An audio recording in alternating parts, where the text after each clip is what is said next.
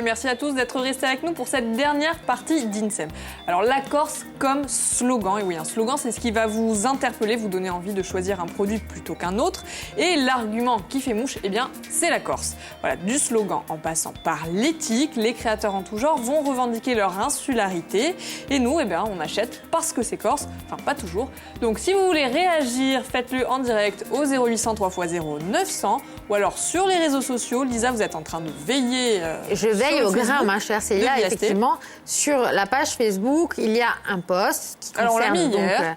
Voilà, on l'a posté hier. Regardez un petit peu dans le déroulé si vous ne le trouvez pas. Et il a déjà commencé à déchaîner les passions. Énormément de réactions. Je vous en lirai quelques-unes tout à l'heure. Et puis n'hésitez pas, vous, à interagir.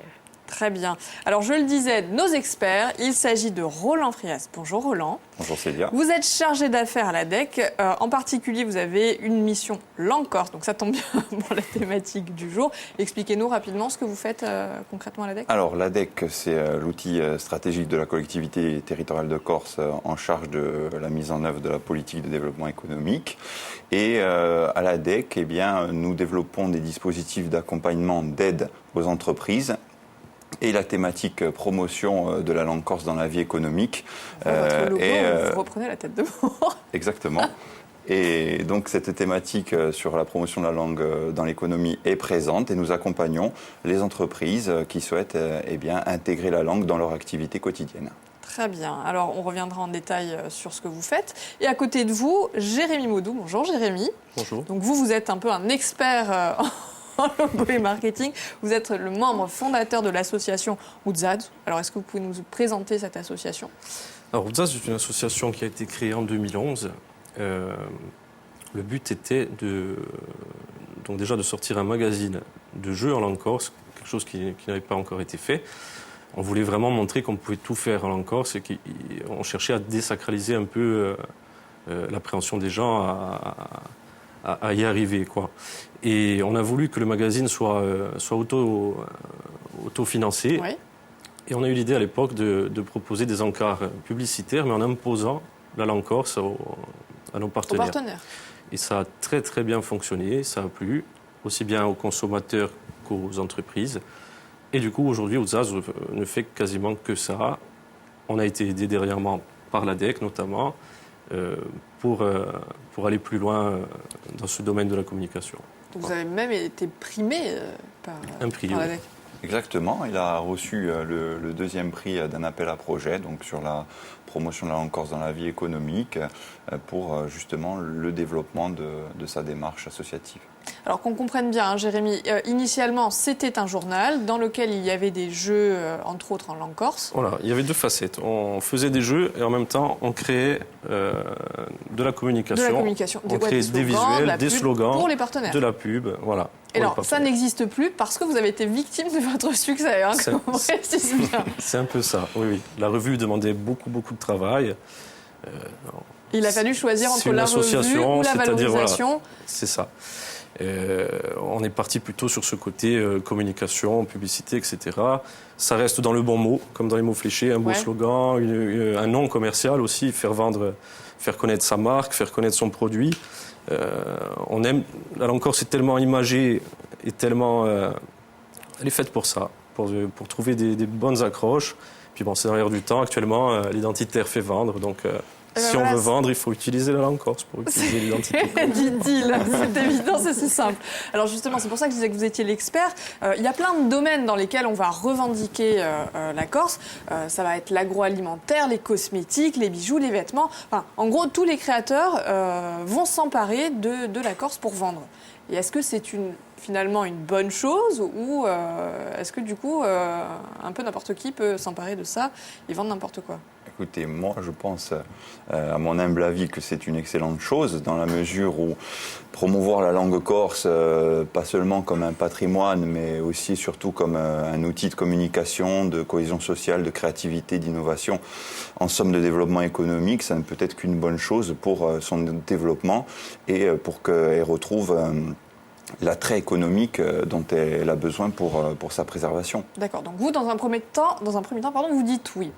On a posé la question sur Facebook et le premier domaine finalement dans lequel voilà, les gens associent la Corse à l'agroalimentaire. C'est l'alimentaire évidemment qui suscite les plus vives réactions. Par exemple, on a Alexandre qui nous dit « Un ami a acheté l'autre jour des tranches de londe sous emballage plastique marqué charcuterie Corse. Une fois l'étiquette du prix posée par le commerçant, bien sûr, il y avait la notation suivante fabriquée en Italie. » Donc, on a déjà eu les clémentines corse origine d'Espagne qui sont passées sur les réseaux sociaux. On en perd un peu son latin, c'est vrai. Donc là, c'est pas bien. Parce que là, on ment, nous, consommateurs. Exactement. C'est évident. Après, bien sûr, nous ne sommes pas aptes, je dirais, à juger de la qualité, de la bonne ou de la mauvaise qualité d'un produit, mais évidemment, il faut que la méfiance des consommateurs soit effective. Et il faut faire attention. Parce que là, on rigole. L'idée, c'est pas de porter un jugement, mais c'est de comprendre que finalement, ça fait vendre la Corse. Donc du coup, tout le monde le récupère.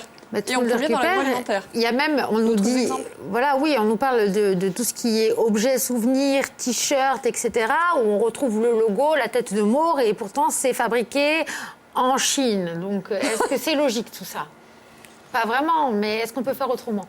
Pas vraiment. Après, dans l'immédiat, c'est sûr que, je dirais, la situation est comme telle. Après, il y aura sûrement des dispositifs qui seront actionnés. Il y a quelque temps, dans les tuyaux de la collectivité territoriale de Corse, il y avait l'idée d'une marque territoriale. Ouais. Donc, bien évidemment, je dirais, ce sont des thématiques dont il faut sans aucun doute se saisir. Alors, on a bien compris, finalement, il y a peut-être deux façons d'exploiter la Corse dans le marketing. Il y a l'image, donc le logo, finalement, comme un argument de vente. Ou alors, il y a peut-être la langue qui va devenir le slogan. Qu'en pense l'expert Non, mais oui, linguistique. Par principe... La langue représente la Corse, mais on le voit même à l'international. Hein. Si vous voyez les pages de publicité qui tournent en ce moment, vous avez une grande marque de voitures allemande qui a sorti son slogan en allemand. Et il y a même une marque de voitures française qui a fait toute sa campagne en anglais. Bon, ça, je comprends un peu moins. Pour parler de la qualité French Touch, mais voilà. Quand on veut vendre son produit, c'est dans l'air du temps, et pas seulement en Corse, pas seulement en France, de partout. Aujourd'hui... c'est le local donc qui la marche. Langue, évidemment, voilà. Finalement, on revient aux sources. Plutôt on revient aux sources, mais dans tous les secteurs, agroalimentaires, etc. Alors c'est sûr, il n'y a pas la même qualité sur tous les produits. Quoi qu'il arrive demain, utiliser la Corse sur l'image, que ce soit sur le logo ou la langue, ils vendront plus, ça c'est sûr. Après, aux consommateurs... Plus ou est-ce qu'ils vendent aussi plus cher? Est-ce que quelque chose qu'on va retrouver sur le continent va avoir ce synonyme de rareté, du coup, parce qu'il sera estampillé Corse Ça sûrement. Après, moi, ça, honnêtement, je ne suis pas apte à le décider. Je fais confiance aux consommateurs. Quand vous voyez... Moi, je dirais aux entreprises, continuez à communiquer en langue corse. Montrez, mettez-nous de la langue corse de partout, dans les rues, dans les slogans, les affiches. C'est avant tout pour nous. Et en plus, ces vendeurs, vous allez vendre. Quelle que soit la qualité de votre produit. Jérémy, on va marquer une petite pause, justement, parce qu'on a posé la question dans les rues pour savoir ce que les gens pensaient de la langue corse, mais cette fois dans l'entreprise. On écoute. Ouais. Est-ce que vous pensez que parler corse, c'est un avantage pour une entreprise? Moi, je pense que oui, entre nous, mais après... je pense que c'est une bonne chose de parler corse quand même, au moins pour entretenir la notion des Corses. Il faudrait qu'on parle un peu corse, ça s'oublie vite. Une langue, quelle qu'elle soit, fait partie du patrimoine universel de l'humanité, qu'à ce titre, il faut tout faire pour la préserver et l'enrichir, c'est tout. Donc à partir de là, c'est sûr que la langue corse, comme d'autres langues ailleurs, et aujourd'hui en Europe on voit bien tous les problèmes, je pense qu'une langue, quelle qu'elle soit, il faut aujourd'hui la préserver parce que... elle fait partie de notre héritage culturel, si on peut dire. Je pense que ce serait un plus et beaucoup s'habitueraient et prendraient le risque de le parler. Oui. Merci. Voilà. Même si je voulais parler en français. C'est vrai.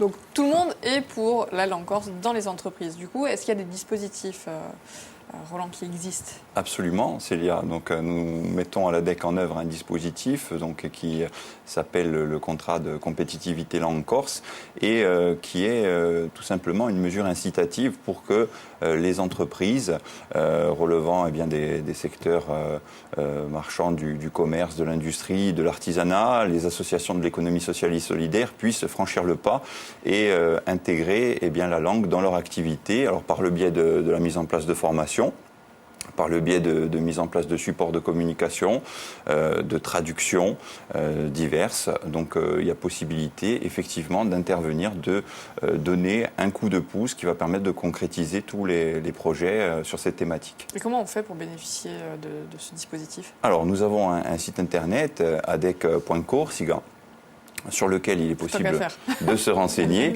et bien évidemment de compléter une déclaration d'intention où il s'agit de préciser ses besoins, son projet, et à ce moment-là, en ligne, vous pouvez nous la transmettre et elle sera étudiée, analysée par les services de l'ADEC. Oh là là, analyser, étudier, alors comment ça veut dire que tout le monde ne peut pas être sélectionné ? C'est selon la nature des projets. Il y a bien sûr des critères d'éligibilité pour tout dispositif de soutien financier. Et c'est le cas également pour le contrat de compétitivité langue corse. Donc bien évidemment, il y a des critères d'éligibilité à prendre en compte. Mais je dirais, tous les projets qui s'inscrivent dans le sens de la réappropriation de la langue corse pour lui redonner un attrait économique, auront bien sûr toute l'attention de l'ADEC, puisque c'est un thème privilégié aujourd'hui, notamment par le nouveau président de notre agence. Mais alors là, du coup, c'est pas forcément une stratégie marketing, quoi. C'est pour valoriser et promouvoir la langue corse au sein de l'entreprise. Mais la langue corse, comme l'a expliqué notamment Jérémy, a une plus-value économique, forcément. Lorsqu'on l'utilise sur un produit pour le commercialiser, c'est vrai qu'aujourd'hui... Alors, Jérémy, je suis tentée, mais avant de répondre, il faut que vous en ayez 3. Est-ce que vous pouvez nous donner 3 exemples de slogans ou d'associations? Non, là-dessus, je ne vais pas avoir un... Enfin, il y a de quoi faire par rapport à ce qu'on a eu comme commentaire. J'ai un peu lu tout à l'heure les réactions. Ouais, elles ont été nombreuses. Hein. Elles ont été on a nombreuses, vu certaines s'afficher, mais on ne peut pas tout mettre. Pour là encore, c'est aussi riche d'humour, de magagne, flaquine, tarot, selon où on est. Endroit, ouais. On a le scherz aussi. Il y a manière. On a une langue où avec 3 mots, on peut faire comprendre beaucoup de choses. Et vous parliez d'un produit estampillé, produit corse, mais fabriqué en Italie. Je suis sûr qu'il y aurait moyen de faire ça vous inspire quelque chose, là? Des slogans un peu magagne. J'en ai vu un autre qui me plaisait bien avec les cochons en bidon qui viennent de Chine. Bon. Oui, il y a des cochons de Chine et on parle du saucisson d'âne sur des réponses et des réponses, évidemment. Il y en a une dernière sur les beaux paniers qui sont préparés pour Noël avec les produits qui sont à l'intérieur qui ne sont pas forcément... C'est des locums. Voilà. Un peu inattendu. Il y a quelqu'un qui dit... Merci, messieurs. Je suis obligée de vous couper, Elisa, parce qu'il nous reste 15 secondes pour terminer l'émission. Je vous remercie d'être venus. Simplement, demain, pour vous dire qu'on va parler cambriolage, donc rien à voir avec la thématique du jour. Et ce que je peux vous dire, c'est qu'on sera surtout en direct sur les réseaux sociaux, exceptionnellement. Donc une émission à ne pas manquer et à réagir. À demain, même endroit, même heure. Ciao.